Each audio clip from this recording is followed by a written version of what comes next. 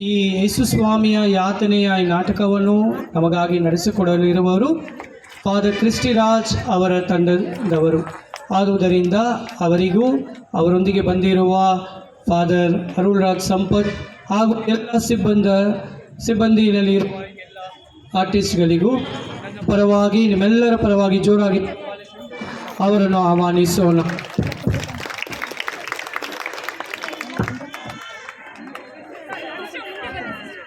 ಇದ್ದೀನಿ, ಎಲ್ಲರೂ ಬಂದಿದ್ದೀರಾ.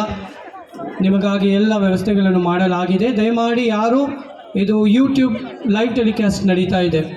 ಸೊ ಇಲ್ಲಿ ಅಲ್ಲಿ ಓಡಾಡೋದು, ಕೋತಿಗಳ ಕೆಲಸ ಎಲ್ಲ ಮಾಡೋದು, ಅಲ್ಲಿ ಇಲ್ಲಿ ಬರೋದು ಅದೆಲ್ಲ ಬೇಡ. ಇಲ್ಲ, ಅವ್ರು ನೋಡ್ಕೊಳ್ತಾರೆ. ಏನಾದರೂ ಇದ್ದರೆ ವಾಲಂಟಿಯರ್ಸನ್ನು ನಾನು ಹಾಕಿದ್ದೀನಿ, ಅವ್ರು ನೋಡ್ಕೊಳ್ತಾರೆ. ಅದೇ ರೀತಿಯಲ್ಲಿ ದಯಮಾಡಿ ಊಟದ ಸಮಯದಲ್ಲಿ ಮಾತ್ರ ಆ ಕಡೆ ಇರುತ್ತದೆ. ಊಟ ನಾವು ಹೇಳಿದ ಮೇಲೆ ಎಲ್ಲರೂ ಹೋಗಿ ಅದು ಊಟವನ್ನು ಆಶೀರ್ವಾದ ಆದಮೇಲೆ ನಾವು ಮಾಡ್ಬೋದು. ಆತ್ಮೀಯ ಸಹೋದರ ಸಹೋದರಿಯರೇ, ಅಧಿಕವಾಗಿ ಕಷ್ಟಪಟ್ಟು ಒಂದು ವಾರ ತರಬೇತಿ ಮಾಡಿ ಇವತ್ತು ಕೂಡ ಮಧ್ಯಾಹ್ನ 2 ಗಂಟೆಗೆ ಬಂದು ಎಲ್ಲ ಟ್ರೈನಿಂಗ್ ಮಾಡಿ ಅವರೊಂದಿಗೆ ಫಾದರ್ ಕ್ರಿಸ್ಟಿ ಅವರು ಸೆಂಟ್ ಪ್ಯಾಟ್ರಿಕ್ಸ್ ಚರ್ಚ್ ನೋಡಿದ್ದೀರಾ ನೀವು? ಬೆಂಗಳೂರಿನಲ್ಲಿ ಕರ್ಕೊಂಡು ಹೋಗಿದ್ದೆಲ್ಲ ನೋಡಿದ್ದೀರಲ್ಲ? ಅಷ್ಟು ದೊಡ್ಡ ಚರ್ಚ್. ಅಲ್ಲಿ ಅಷ್ಟು ಬಲಿಪೂಜೆಗಳಿದ್ರೂ ಕೂಡ ನಾಳೆ ಗರಿಗಳ ಭಾನುವಾರ ದಿನ ಕೂಡ ಎಲ್ಲ ಬಿಟ್ಟು ನಮ್ಮ ಮಧ್ಯದಲ್ಲಿ ಬಂದಿದ್ದಾರೆ. ಆದುದರಿಂದ ಅವರಿಗೂ ಅವರ ಸಿಬ್ಬಂದಿ ವರ್ಗದ ಎಲ್ಲರಿಗೂ ನಾವು ತುಂಬ ಹೃದಯದ ಕೃತಜ್ಞತೆಗಳನ್ನು ಸಲ್ಲಿಸುತ್ತಾ ಜೋರಾಗಿ ಇನ್ನೊಂದ್ಸತಿ ನಾವೆಲ್ಲರೂ ಚಪ್ಪಾಳೆ ಕೊಟ್ಟು ಅವರಿಗೆ ನಾವು ಕೃತಜ್ಞತೆಯನ್ನು ಸಲ್ಲಿಸೋಣ. ಈಗ ಈ ನಾಟಕ ನಡೆಯುವಾಗ ದಯಮಾಡಿ ಅದು ಶಬ್ದ ಮಾಡದೆ, ಚರ್ಚ್ ಒಳಗೆ ಯಾರು ಹೋಗದೆ, ಯಾರಿಗಾದರೂ ಚೇರ್ ಬೇಕಾಗಿದ್ದರೆ ಎಲ್ಲರೂ ಪ್ಯಾರಿಶ್ ಹಾಲಿಂದ ಚೇರ್ ತಗೊಂಡು ಬಂದು ಹಾಕ್ಕೊಳ್ಬೇಕಾಗಿ ನಿಮ್ಮಲ್ಲಿ ವಿನಂತಿಸಿಕೊಳ್ಳುತ್ತೇನೆ.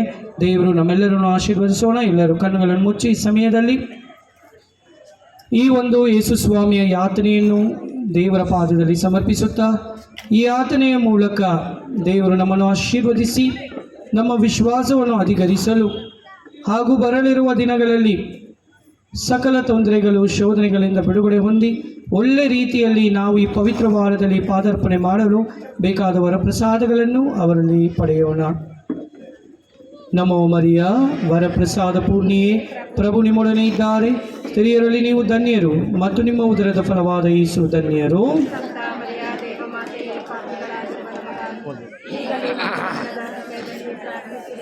ಪಿತನಿಗೂ ಸುತನಿಗೂ ಮತ್ತು ಪವಿತ್ರ ಆತ್ಮನಿಗೂ ಮಹಿಮೆ ಆಗಲಿ. ಈಗ ಫಾದರ್ ಅವರನ್ನು ನಾವು ಆಹ್ವಾನಿಸಿ ಅವರಿಗೆ ಒಂದು ಶಾಲೆ ಹಾಕಬೇಕಾಗಿತ್ತು. ಅದರ ಕೊನೆಯಲ್ಲಿ ನಾವು ಮಾಡೋಣ. ಈಗೆಲ್ಲರೂ ಮೌನವಾಗಿ ಯಾತನೆಯನ್ನು ನಾವು ನೋಡಿದರೆ ಸಾಕಾಗುವುದಿಲ್ಲ, ಅದನ್ನು ಅನುಭವಿಸಬೇಕು. ಆದುದರಿಂದ ಯೇಸು ಸ್ವಾಮಿ ನಮ್ಮ ಮಧ್ಯದಲ್ಲಿ ಹೇಗೆ ಕಷ್ಟಪಟ್ಟಿದ್ದಾರೆ ಅದನ್ನು ನಾವು ನೋಡೋಣ, ಅದನ್ನು ಅನುಭವಿಸೋಣ. ತದನಂತರ ಧ್ಯಾನಿಸುತ್ತಾ ಈ ಪವಿತ್ರ ವಾರಗಳಲ್ಲಿ ಪಾದಾರ್ಪಣೆ ಮಾಡಲು ನಮ್ಮನ್ನು ನಾವು ತಯಾರಿಸೋಣ. ಮಾರ್ಗವಹದಗೊಳಿಸಿ ಪ್ರಭುವಿನ ಆಗಮನ ಕೇಳಿ, ಪ್ರಭುವಿನ ಆಗಮನ. ಅಯ್ಯ, ಮೆಸ್ಸೈನಿದ್ದಾನೆ, ಬರುವನು ಬರುವನು ಎಂದು ಹೇಳುತ್ತಿರುವೆ ನಮಗೆ. ಎಂದು ಬರುವನು ನಮ್ಮನ್ನು ರಕ್ಷಿಸಲು ಆ ದೇವಪುತ್ರನು ಬರಲಿದ್ದಾನೆ. ನಿಮ್ಮನ್ನೆಲ್ಲ ರಕ್ಷಿಸುವ ಮೆಸ್ಸೆಯನೊಬ್ಬ ಬರಲಿದ್ದಾನೆ.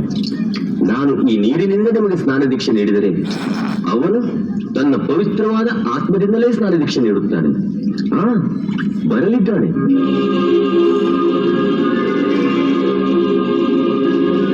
ಬೆಳಕು ಬರುತ್ತಿದೆ, ಬೆಳಕು ಬರುತ್ತಿದೆ, ಜಗವ ಬೆಳಗುತ್ತಿದೆ. ಮನುಜ ಲೋಕದ ಪುಣ್ಯ ಫಲಿಸಿತು, ಸ್ವರ್ಗ ಅರಳುತ್ತಿದೆ.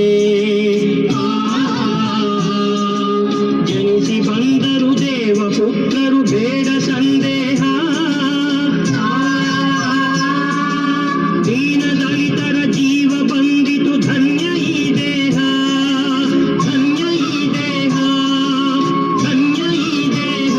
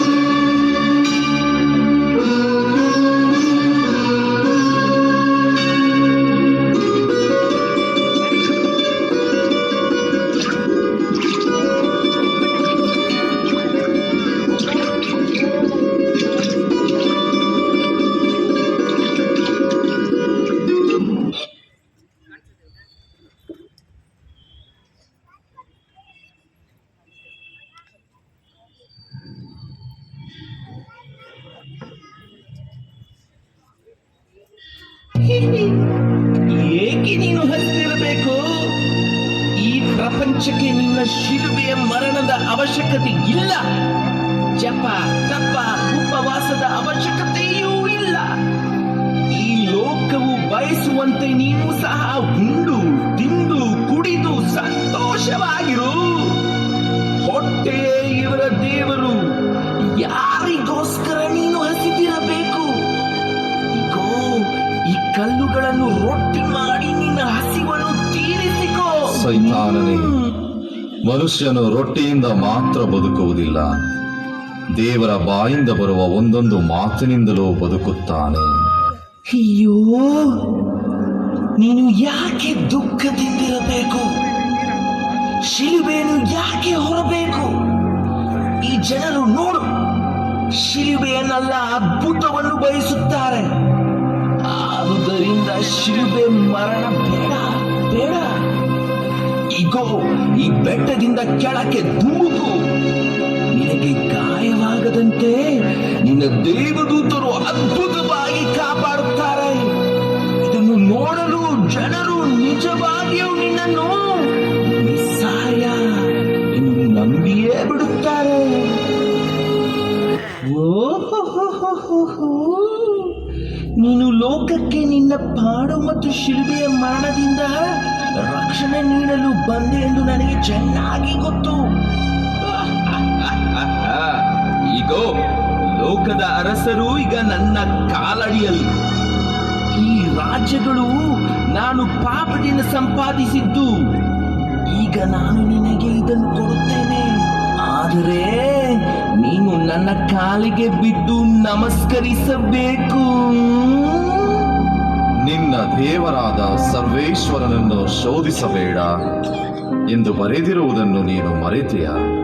ಸೈತಾನನೇ, ನೀನು ನನ್ನ ಬಿಟ್ಟು ದೂರ ಹೋಗು.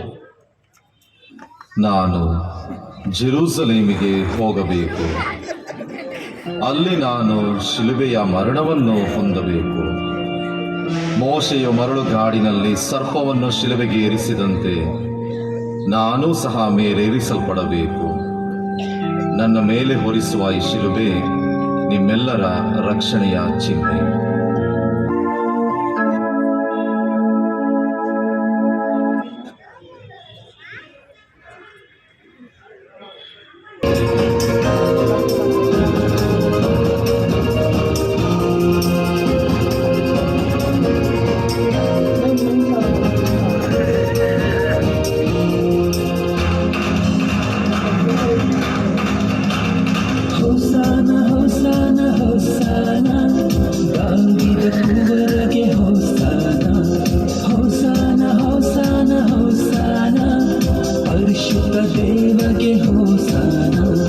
ಇಸ್ರಾಯೇಲ್ ರಾಜಗೆ ಹೋಸಾನ, ಕನ್ಯೆಯ ತನಯಗೆ ಹೋಸಾನ, ಆತ್ಮ ಸ್ವರೂಪಗೆ ಹೋಸಾನ, ಆಧ್ಯಾತ್ಮ ಗುರುವಿಗೆ ಹೋಸಾನ.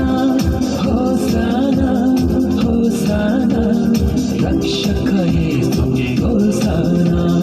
ಹೋಸಾನ ಹೋಸಾನ, ರಕ್ಷಕ ಯೇಸುಗೆ ಹೋಸಾನ.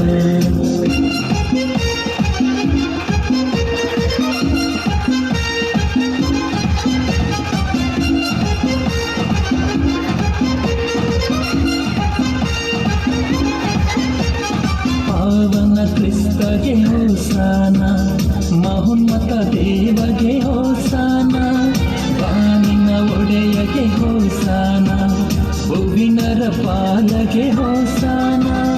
ಹೋಸಾನ ಹೋಸಾನ, ರಾಜಾಧಿರಾಜಗೆ ಹೋಸಾನ. ಹೋಸಾನ ಹೋಸಾನ, ರಾಜಾಧಿರಾಜಗೆ ಹೋಸಾನ.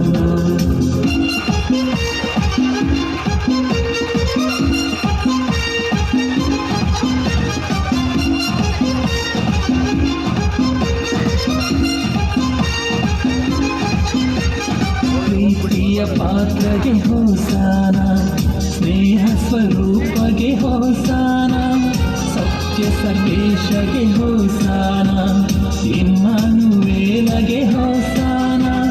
ಹೋಸಾನ ಹೋಸಾನ, ಕರ್ತಾದಿ ಕರ್ತಗೆ ಹೋಸಾನ.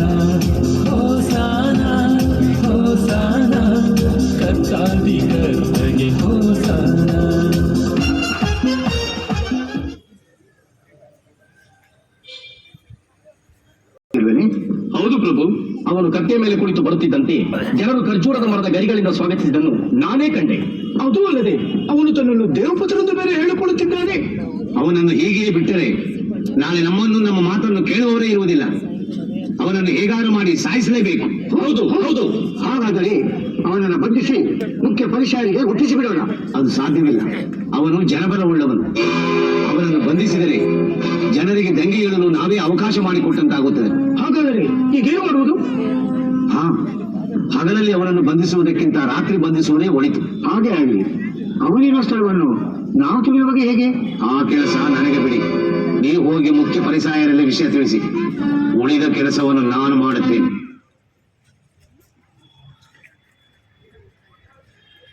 ಒಳಗೊಳ್ಳದಿರಲಿ. ನನ್ನ ತಂದೆಯ ಮನೆಯಲ್ಲಿ ಬಹಳ ಬಿಡಾರಗಳಿವೆ. ನಾನು ಅಲ್ಲಿಗೆ ಹೋಗಿ ನಿಮಗೆ ಸ್ಥಳ ಸಿದ್ಧ ಮಾಡಿದ ಮೇಲೆ ತಿರುಗಿ ಬಂದು ನಿಮ್ಮನ್ನು ಅಲ್ಲಿಗೆ ಕರೆಸಿಕೊಳ್ಳುವೆನು. ಪ್ರಭು, ತಾವು ಎತ್ತ ಹೋಗುವಿರೆಂದು ತಿಳಿಯುವುದು. ಆ ಮಾರ್ಗವನ್ನು ತಿಳಿಯುವ ಬಗೆಯಾದರೂ ಹೇಗೆ? ಥಾಮಸ್, ನೀನು ನನ್ನನ್ನು ತಿಳಿದಿದ್ದರೆ ನನ್ನ ತಂದೆಯವರನ್ನೂ ಅರಿಯುತ್ತಿದ್ದೆ. ಪ್ರಭು, ನಮಗೂ ಆ ತಂದೆಯನ್ನು ತೋರಿಸು. ನಮಗಷ್ಟೇ ಸಾಕು. ಫಿಲಿಪ್ಸ್, ನಾನು ಇಷ್ಟು ದಿವಸ ನಿಮ್ಮ ಸಂಗಡ ಇದ್ದರೂ ನೀನು ಇನ್ನೂ ನನ್ನನ್ನು ಅರಿತುಕೊಳ್ಳಲಿಲ್ಲವೇ? ನನ್ನನ್ನು ನೋಡಿದವನು ತಂದೆಯನ್ನು ನೋಡಿದ್ದಾನೆ. ನಾನು ತಂದೆಯಲ್ಲಿ ಇದ್ದೇನೆ, ತಂದೆಯು ನನ್ನಲ್ಲಿ ಇದ್ದಾನೆಂಬುವ ನನ್ನ ಮಾತನ್ನು ನಂಬಿರಿ. ನಿಮಗೆ ನಿಜ ನಿಜವಾಗಿ ಹೇಳುತ್ತೇನೆ, ನೀವು ನನ್ನನ್ನು ಪ್ರೀತಿಸುವವರಾದರೆ ನನ್ನ ಆಜ್ಞೆಗಳನ್ನು ಕೈಕೊಂಡು ನಡೆಯುವೆ.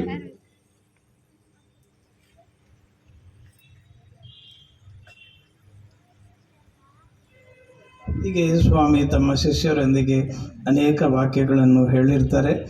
ನಾನು ತಂದೆ ಒಂದೇ, ನಿಮ್ಮನ್ನು ನಾನು ಅನಾಥರನ್ನಾಗಿ ಬಿಡಲ್ಲ. ನಿಮ್ಮನ್ನು ನನ್ನ ನಿವಾಸನದಲ್ಲಿ ಅನೇಕ ಸ್ಥಳಗಳಿವೆ ಅಂತ ಹೇಳಿ ಅವರಿಗೆ ಸಾಂತ್ವನವನ್ನು ನೀಡುತ್ತಾರೆ. ಇತ್ತ ಕಡೆ ಜೂದಾಸನು ಪರಿಸೆಯರೊಂದಿಗೆ ಸೇರಿ ಅವರನ್ನು ತೋರಿಸಿಕೊಡಲು ಆತುರಗೊಳ್ಳುತ್ತಾನೆ.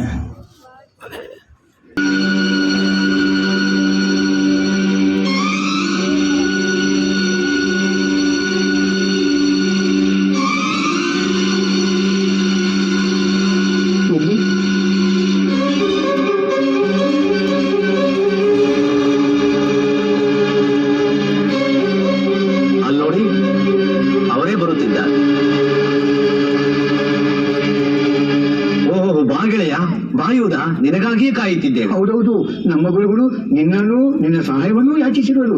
ಯಾಜಕ ಪರಿಶಾಯರೇ, ನನ್ನಿಂದ ತಮಗೇನಾಗಬೇಕು ಅದೆಲ್ಲವನ್ನು ಹೇಳುತ್ತೇನೆ. ಬಾ ಹೋಗೋಣ.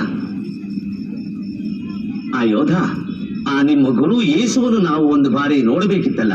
ಅದಕ್ಕೇನಂತೆ? ಯೇಸು ಪ್ರಭುವನ್ನು ಪ್ರತಿದಿನ ಯಾರು ಬೇಕಾದರೂ ದೇವಾಲಯದಲ್ಲಿ ನೋಡಬಹುದು. ಹಾಗಲ್ಲ, ಆತನ ಬೋಧನೆಗಳೆಲ್ಲ ಇತರ ಬಾಯಿಂದ ಕೇಳಿದ್ದೇವೆ. ಇದೀಗ ನಮ್ಮ ಮುಖ್ಯ ಪರಿಶಾಯರು ಖುದ್ದಾಗಿ ಕೇಳಲು ಬಯಸಿದ್ದಾರೆ. ಅವರು ಬಂದು ದೇವಾಲಯದಲ್ಲಿ ಕೇಳಿದರಾಯ್ತು. ಹಾಗಲ್ಲ ಯೋಧ, ಅವರ ಉಪದೇಶಗಳು ಜನರನ್ನ ಮೋಶೆ ಶಾಸ್ತ್ರದ ಪದ್ಧತಿಯನ್ನು ಅನುಸರಿಸಲು ಪ್ರೋತ್ಸಾಹಿಸುತ್ತಿಲ್ಲ ಎಂದು ದೂರಿರುವುದರಿಂದ ನಮ್ಮ ಗುರುಗಳು ಒಂದೇ ಒಂದು ಬಾರಿ ಅವರನ್ನು ವಿಚಾರಿಸಲು ಇಚ್ಛಿಸುತ್ತಾರೆ. ಏನು? ಯೇಸು ಪ್ರಭುವಿನ ವಿಚಾರಿಸಲು ಅವರೇನು ಕೈದಿಗೆ? ಹಾಗೇನಲ್ಲ, ಇದು ವಿಚಾರಣೆ ಏನಲ್ಲ, ಇಲ್ಲ ಕೇವಲ ವಿಚಾರ ವಿನಿಮಯ ಅಷ್ಟೇ. ಹೌದು ಹೌದು. ಯೋಚಿಸು, ಈ ನಿನ್ನ ಸಹಾಯಕ್ಕೆ ನಾವು ನಿನಗೆ 30 ಚಿನ್ನದ ನಾಣ್ಯಗಳನ್ನು ಕೊಡಲು ಸಿದ್ಧರಿದ್ದೇವೆ. ಯೇಸುವನ್ನು ತೋರಿಸಲು 30 ಚಿನ್ನದ ನಾಣ್ಯಗಳು? ಹೌದು ಹೌದು ಯೋಧ. ಈ ರಾತ್ರಿ ಯೇಸು ಎಲ್ಲಿರುವನೆಂದು ತೋರಿಸುವೆಯಾ ನಮಗೆ? ಅದನ್ನು ತಿಳಿದುಕೊಂಡು ಬಂದು ನಾನೇ ನಿಮ್ಮಿಬ್ಬರನ್ನು ಕರೆದುಕೊಂಡು ಹೋಗುತ್ತೇನೆ. ಹಾಗೆ ಆಗಲಿ.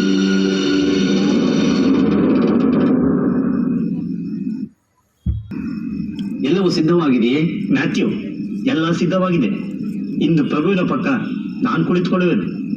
ಇಲ್ಲ ಥಾಮಸ್, ಪ್ರಭುವಿನ ಆತ್ಮೀಯರಲ್ಲಿ ನಾನೇ ಪ್ರಮುಖನಾಗಿರುವುದರಿಂದ ಪ್ರಭುವಿನ ಪಕ್ಕದಲ್ಲಿ ಕುಳಿತುಕೊಳ್ಳಲು ನಾನೇ ಯೋಗ್ಯನು. ಮ್ಯಾಥ್ಯೂ, ಪ್ರಭುವಿನ ಪ್ರಥಮ ಶಿಷ್ಯನಾದವನು ನಾನು. ಅವರ ಪಕ್ಕದಲ್ಲಿ ಕುಳಿತುಕೊಳ್ಳಲು ನಾನೇ ಯೋಗ್ಯನಾದವನು. ಪೀಟರ್, ಪ್ರಭುವಿನ ಆತ್ಮೀಯ ಶಿಷ್ಯನು ನಾನೇ. ಆದ್ದರಿಂದ ನಾನು ಪ್ರಭುವಿನ ಪಕ್ಕದಲ್ಲಿ ಕೂರುವೆನು.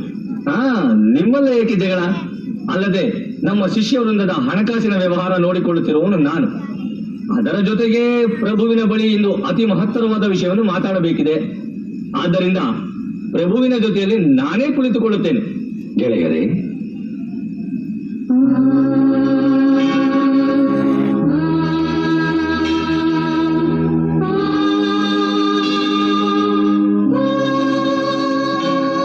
ನೀವು ಒಬ್ಬರನ್ನೊಬ್ಬರು ಪ್ರೀತಿಯಿಂದ ನೋಡಬೇಕೆಂದು ಇದನ್ನು ಹೇಳುತ್ತಿದ್ದೇನೆ. ಬೇರೆ ಬೇರೆ ದೇಶದ ಜನರು ತಮ್ಮ ತಮ್ಮ ಜನಗಳ ಮೇಲೆ ದೊರೆತನ ತೋರುತ್ತಿರುತ್ತಾರೆ. ಆದರೆ ನೀವು ಹಾಗಿರಬಾರದು. ನಿಮ್ಮಲ್ಲಿ ಹೆಚ್ಚಿನವನು ಚಿಕ್ಕವನಂತಾಗೇ ಇರಬೇಕು. ತಡೆಯಿರಿ.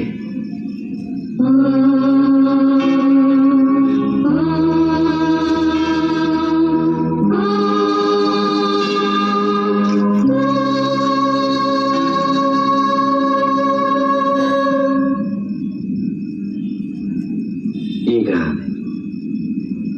ನಾನು ನಿಮಗೇನು ಮಾಡುವೆನೋ ಅದನ್ನು ನೀವು ಲೋಕದ ಇತರ ಜನರಿಗೂ ಮಾಡಬೇಕು.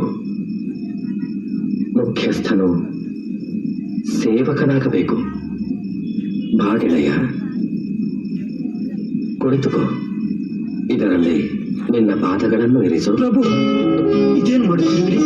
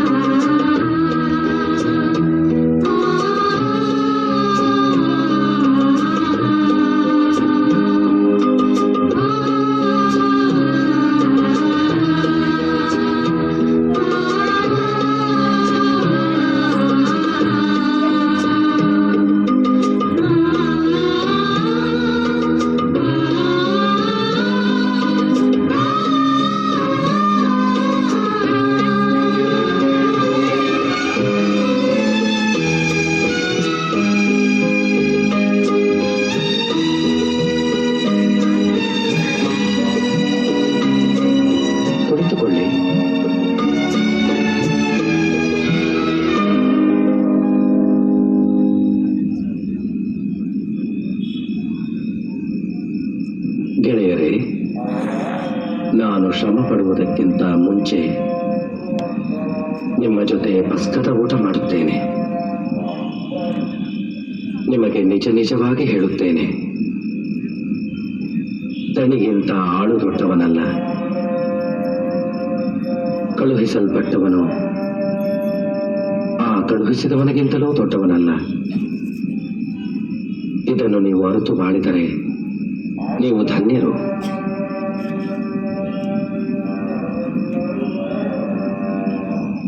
ನಿಮ್ಮಲ್ಲೇ ಒಬ್ಬನು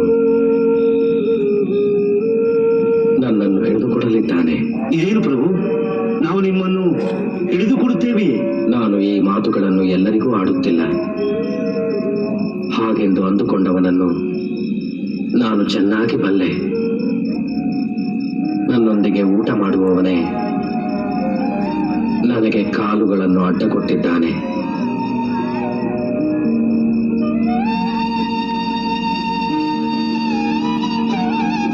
ಗೆಳೆಯರೇ, ಈ ರೊಟ್ಟಿಯೇ ನನ್ನ ದೇಹವು.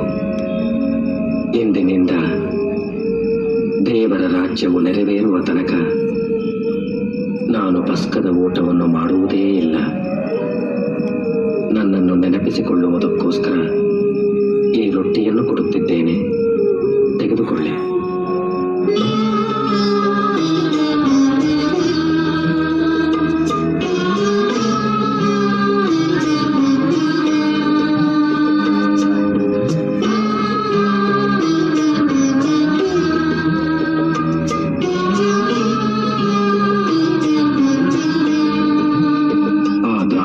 ರಸವನ್ನು ಕೊಡು ಗೆಳೆಯ.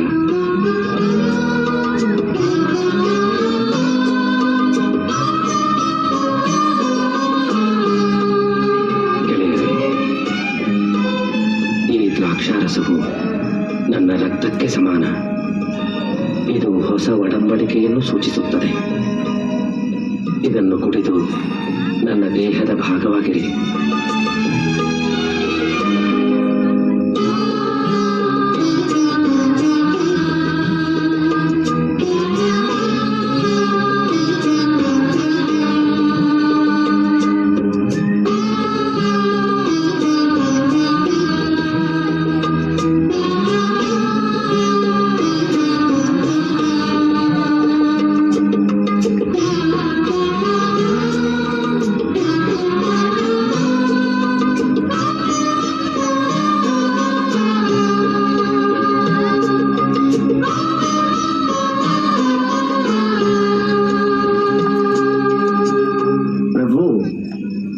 ಇಂದು ರಾತ್ರಿ ತಾವು ಗೇಟ್ಸೆ ಮನೆ ತೋಟಕ್ಕೆ ತಾನೇ ಹೋಗುತ್ತಿರುವುದು?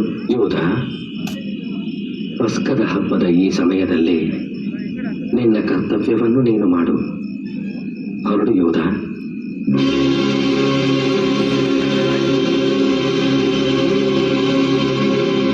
ಗೆಳೆಯರೇ, ಇಂದು ರಾತ್ರಿ ನೀವೆಲ್ಲರೂ ನನ್ನ ಬಗ್ಗೆ ದಿಗಿಲುಪಟ್ಟು ಹಿಂಜರಿಯುವಿರಿ.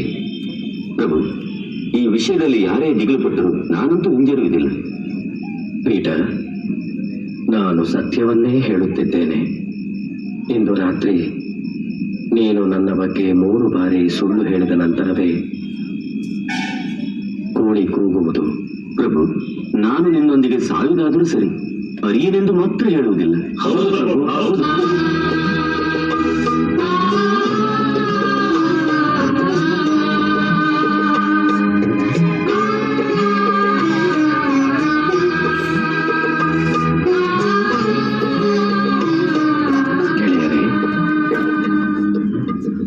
ಮಹತ್ತರವಾದ ರಾತ್ರಿ. ಮೈ ಮನಸ್ಸುಗಳು ಪರೀಕ್ಷೆಗೆ ಒಳಗಾಗುವ ಕಾಲ ಬಂದಿದೆ. ನನ್ನ ಪ್ರಾಣವು ದುಃಖಕ್ಕೆ ಒಳಗಾಗಿದೆ. ನೀವು ನನ್ನೊಂದಿಗೆ ಎಚ್ಚರವಾಗಿದ್ದು ನನಗಾಗಿ ಪ್ರಾರ್ಥನೆ ಮಾಡಿ. ನಾನು ಅತ್ತ ಕಡೆ ಪ್ರಾರ್ಥನೆ ಮಾಡುತ್ತೇನೆ.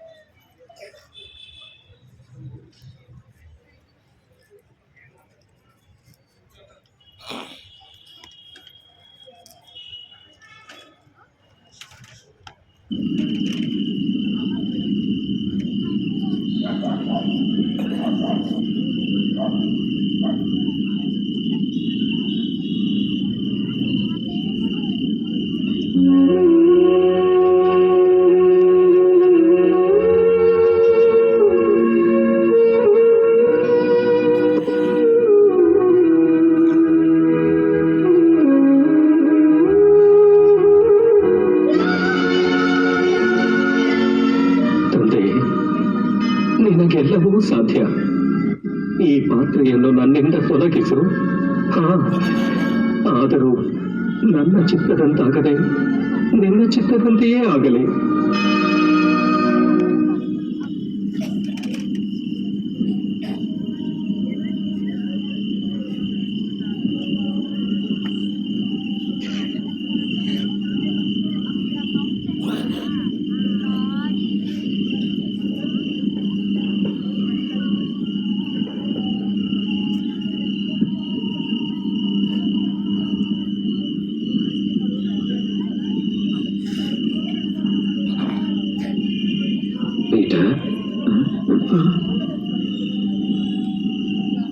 ಒಂದು ಕ್ಷಣವಾದರೂ ದೃಢಚಿತ್ತದಿಂದ ಪ್ರಾರ್ಥಿಸದಾದೆಯಾ? ಕ್ಷಮಿಸಿ ಪ್ರಭು, ಮತ್ತೆ ಆ ತಪ್ಪು ಮಾಡುವುದಿಲ್ಲ. ನಾನು ಮತ್ತೊಮ್ಮೆ ತಂದೆಯನ್ನು ಪ್ರಾರ್ಥಿಸಿ ಬರುತ್ತೇನೆ.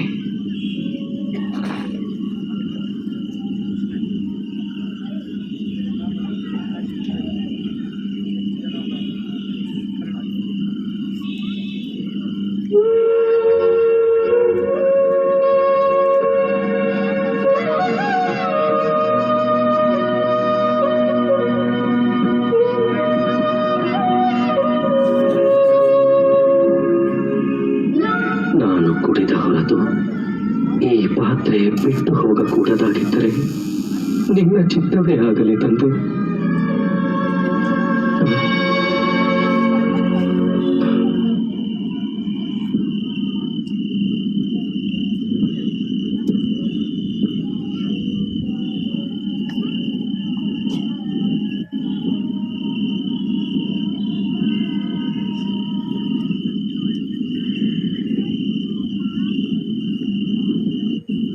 ಮಿತ್ರರೇ, ಒಂದು ಗಳಿಗೆಯಾದರೂ ಶೋಧನೆಗೆ ಒಳಗಾಗದಂತೆ ಎಚ್ಚರವಾಗಿದ್ದು ಪ್ರಾರ್ಥಿಸಿರಿ. ಮನಸ್ಸು ಸಿದ್ಧವಾಗಿದೆ ಸರಿ, ಆದರೆ ದೇಹಕ್ಕೆ ಬಲ ಸಾಲದು.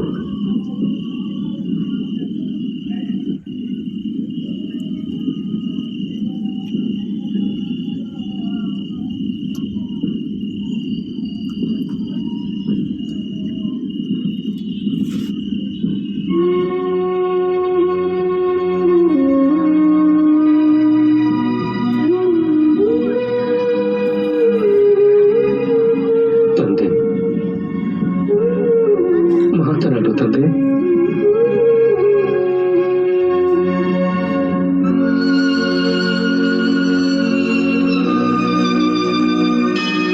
ತಂದೆ, ಮಾತನಾಡು ತಂದೆ.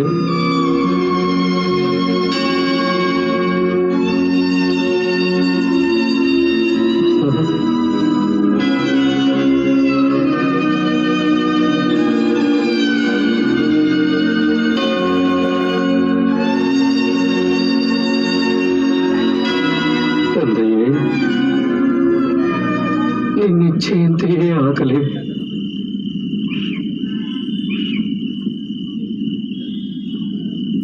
ಮಿತ್ರರೇ, ನೀವಿನ್ನು ಮಲಗಿ ನಿದ್ದೆ ಮಾಡಿ. ಅದು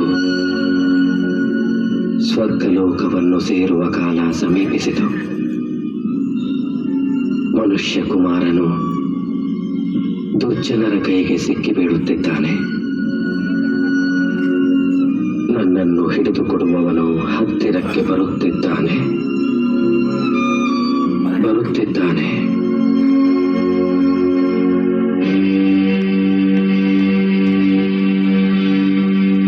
ವಂದಿಸುವೆನು ಪ್ರಭು.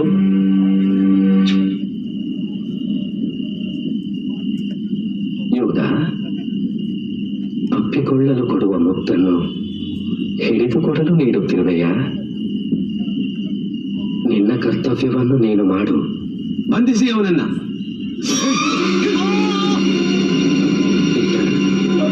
ಆ ಕತ್ತಿಯನ್ನು ಕೆಳಗಿಡು.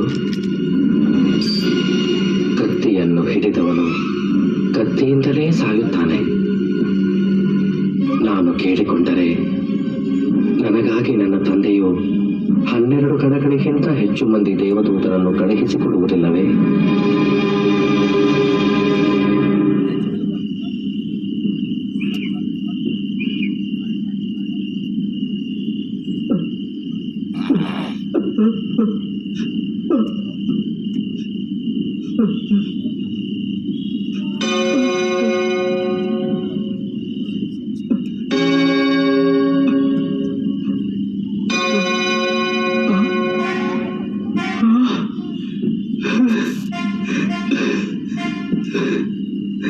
ಗೆಳೆಯರೇ, ಕಳ್ಳರನ್ನು ಹಿಡಿಯಲು ಬರುವಂತೆ ನನ್ನನ್ನು ಹಿಡಿಯಲು ಈ ಭರ್ಜಿಗಳೇಕೆ? ದಿನವೂ ದೇವಾಲಯದಲ್ಲಿ ಬೋಧಿಸುತ್ತಿದ್ದಾಗ ನೀವು ನನ್ನನ್ನು ಹಿಡಿಯಲಿಲ್ಲ. ಆ ಪ್ರವಾದಿಗಳ ಮಾತು ನೆರವೇರಲು ನಾನು ಬಂಧಿತನಾಗುವೆ. ಬಂಧಿಸಿರಿ ಇವನನ್ನು.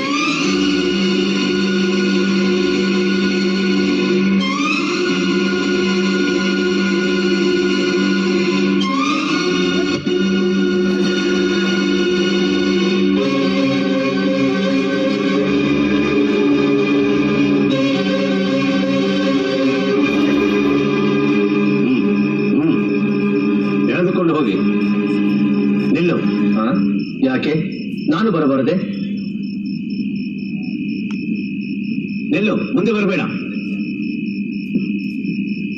ಇದರಲ್ಲಿ ನಿನಗೆ ಕೊಡಬೇಕಾದ 30 ಚಿನ್ನದ ನಾಣ್ಯಗಳಿವೆ. ತೆಗೆದುಕೊಂಡು ತೊಲಗಿಲ್ಲಿದ್ದ.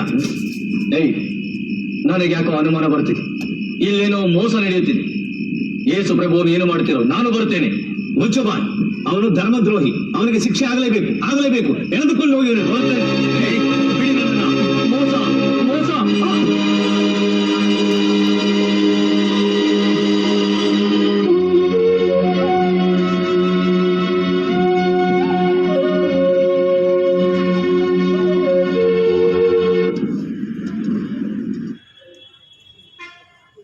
ಯೇಸು ಸ್ವಾಮಿ, ಈತನೇ ನಜರೇತಿನ ಯೇಸು.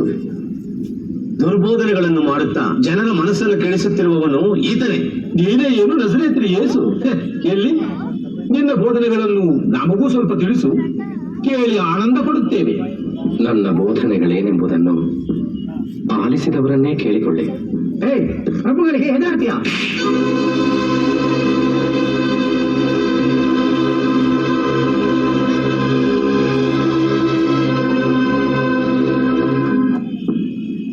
ಏನಯ್ಯ ಯೇಸು, ನಿನ್ನ ಬೋಧನೆಗಳ ಬಗ್ಗೆ ನಮಗೆ ಸಾಕಷ್ಟು ದೂರುಗಳು ಬಂದಿವೆ. ಇದರ ಬಗ್ಗೆ ನೀನೇನು ಹೇಳುವೆ? ಜೆರುಸಲೇಮ್ ದೇವಾಲಯವನ್ನು ಕೆಡವಿ 3 ದಿನಗಳಲ್ಲಿ ಪುನರ್ನಿರ್ಮಾಣ ಮಾಡುವೆಂದರು. ನೀನೇನು? ದೇವರಿಗೆ ಸತ್ಯ ಮಾಡಿ ಹೇಳು. ದೇವಪುತ್ರನೆಂದೆನಿಸಿಕೊಳ್ಳುವ ಆ ಮೆಸ್ಸೇಯನು ನೀನೇ ಏನು? ಹೌದು, ನಾನೇ ಆ ದೇವಪುತ್ರ. ಮೋಡಗಳ ನಡುವೆ ನನ್ನ ತಂದೆಯ ಬಲಭಾಗದಲ್ಲಿ ಕುಳಿತು ಸ್ವರ್ಗದಿಂದ ಇಳಿದು ಬರುವುದನ್ನು ನೀವು ಸತ್ಯದಲ್ಲೇ ಕಾಣಲಿದ್ದೀರಿ. ಧರ್ಮದ್ರೋಹ! ಇದು ಧರ್ಮದ್ರೋಹ! ಇವನನ್ನು ಏನು ಮಾಡೋಣ? ಕೊಲ್ಲಬೇಕು. ಇವನನ್ನ ಶಿಲುಬೆಗೇರಿಸಿ ಕೊಲ್ಲಬೇಕು. ಹೌದು, ಇವನನ್ನು ಕಲ್ಲಿನಿಂದ ಹೊಡೆದು ಸಾಯಿಸಬೇಕು. ಹೌದು, ಮರಣದಂಡನೆ ವಿಧಿಸುವುದಂತೂ ನಿಜ. ಆದರೆ ಆ ಹಕ್ಕು ನಮಗಿಲ್ಲದಿರುವುದರಿಂದ ರೋಮ್ ಸಾಮ್ರಾಜ್ಯದ ಪ್ರಾಂತ್ಯಪಾಲನಾಗಿರುವ ಆ ವಿರೋಧನನ್ನು ಕರೆಸಿರಿ.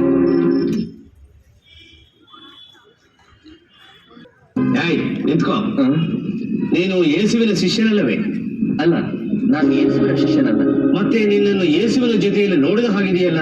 ಇಲ್ಲ, ನೀವು ಬೇರೆ ಯಾರನ್ನು ನೋಡಿರಬೇಕು, ನನ್ನನ್ನಲ್ಲ. ನೀನು ಹೇಳುತ್ತಿರುವುದು ನಿಜವೇ? ಹೌದು. ಹಾಗಿದ್ದರೆ ನೀನು ನಡೆ. ನೀನು ಯೇಸುವಿನ ಶಿಷ್ಯನಲ್ಲವೇ? ಅಲ್ಲ, ನಾನು ಯೇಸುವಿನ ಶಿಷ್ಯನಲ್ಲ. ನಿನಗೊಂದು ವಿಷಯ ತಿಳಿದಿದೆ. ಏನದು? ಯೇಸುವನ್ನು ಬಂಧಿಸಿದಾರಂತೆ. ಯಾಕೆ? ಅದೇನೋ ಧರ್ಮದ್ರೋಹದ ಕೆಲಸವಂತೆ. ಹಾಗಾದರೆ ಅವನಿಗೆ ಮರಣದಂಡನೆ ಖಂಡಿತ. ಧರ್ಮದ್ರೋಹ ಅಂದ ಮೇಲೆ ಆಗಬೇಕಾದ ಶಿಕ್ಷೆ. ನೀನು ಯೇಸುವಿನ ಶಿಷ್ಯನಲ್ಲವೇ? ನಾನು ಯೇಸುವಿನ ಶಿಷ್ಯನಲ್ಲ. ಇಲ್ಲ, ಇವನು ನಿನ್ನಲ್ಲಿ ಎಲ್ಲೋ ನೋಡಿದ ಹಾಗಿದೆ.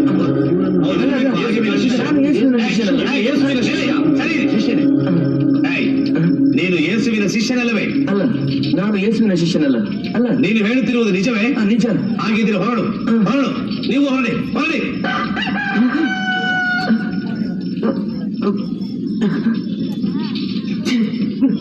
ಪ್ರಭುವೇ,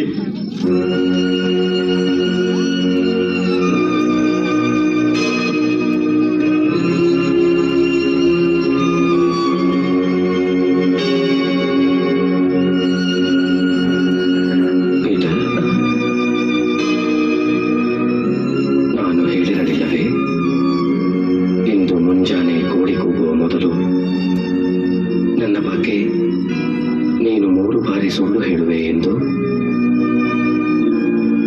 ನಾನಾಡುವ ಮಾತು ಸುಳ್ಳಾಗದು ಪೀಠ.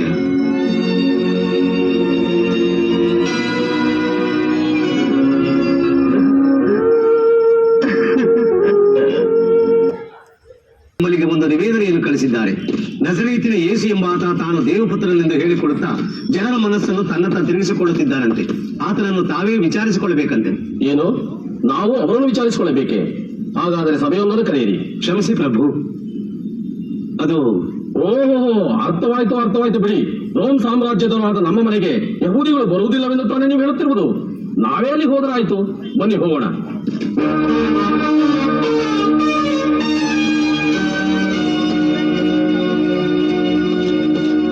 ಯಾರದು ಯೇಸು? ರೋಮ್ ಸಾಮ್ರಾಜ್ಯದ ಅರಸರೆಂಬುದಾಗಿ ಜನರ ಮನಸ್ಸನ್ನೇ ಕೆಡಿಸಿದ್ದಾರೆ. ಅದರ ಜೊತೆಗೆ ಕೈಸರನಿಗೆ ತೆರಿಗೆ ಕೊಡಬೇಡಿ ಎಂದು ಜನರಲ್ಲಿ ಹೇಳಿಕೊಂಡು ಬರುತ್ತಿದ್ದಾನೆ. ಅದೂ ಅಲ್ಲದೆ ತಾನೊಬ್ಬ ಕ್ರಿಸ್ತನೆಂಬ ಮೆಸ್ಸೇನೆಂದು ಹೇಳುತ್ತಿದ್ದಾನೆ.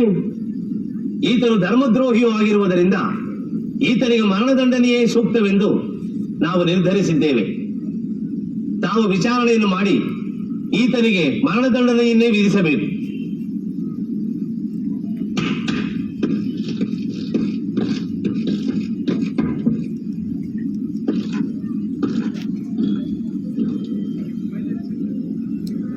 ಯೇಸುವನ್ನು ಕರೆದುಕೊಂಡು ಬನ್ನಿ.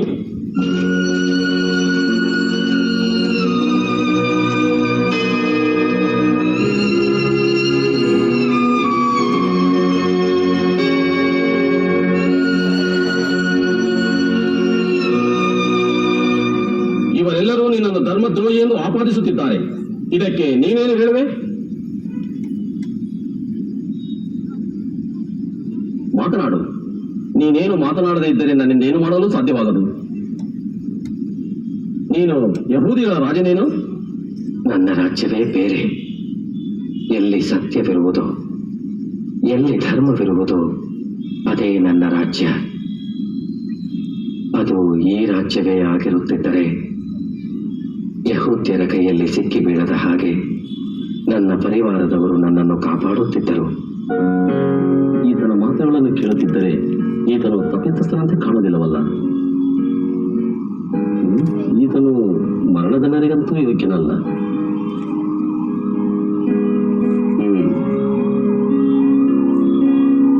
ಈತನಲ್ಲಿ ಯಾವುದೇ ತಪ್ಪುಗಳು ಕಂಡು ಬರದೇ ಇರುವುದರಿಂದ ಈತನಿಗೆ ಚಾಟಿಯೇಟಿನ ಶಿಕ್ಷೆಯನ್ನು ವಿಧಿಸುತ್ತಿದ್ದೇನೆ ಅಷ್ಟೇ. ಕರೆದುಕೊಂಡು ಹೋಗಿ ಇವನನ್ನು. ಈಗೇನು ಮಾಡುವುದು?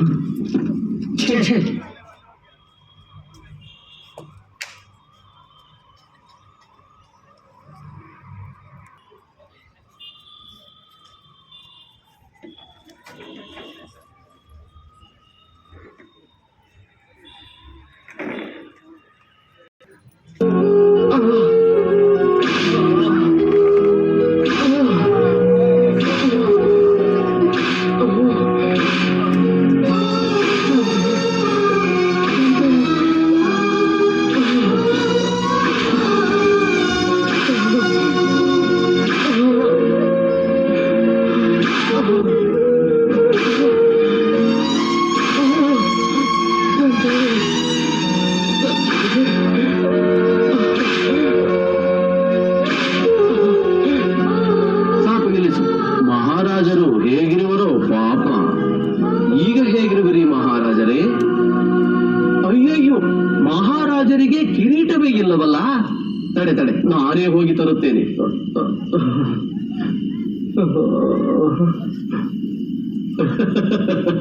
ಕಿರೀಟ ಚೆನ್ನಾಗಿದೆ, ಯಹೂದಿಗಳ ಮಹಾರಾಜರಂತೆ.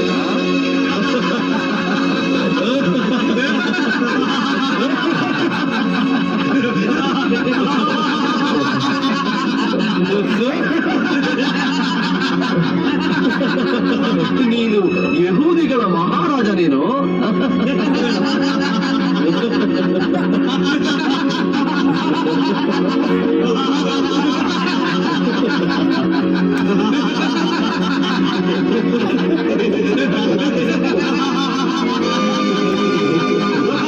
ಮಹಾರಾಜರಿಗೆ ಉಗಿಯೋ.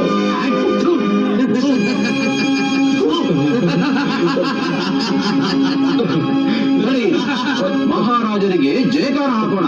ಬನ್ನಿ. ರಾಜರು ರಾಜರು ರಾಜರು ರಾಜರು ರಾಜರು ರಾಜರು ರಾಜರು ರಾಜರು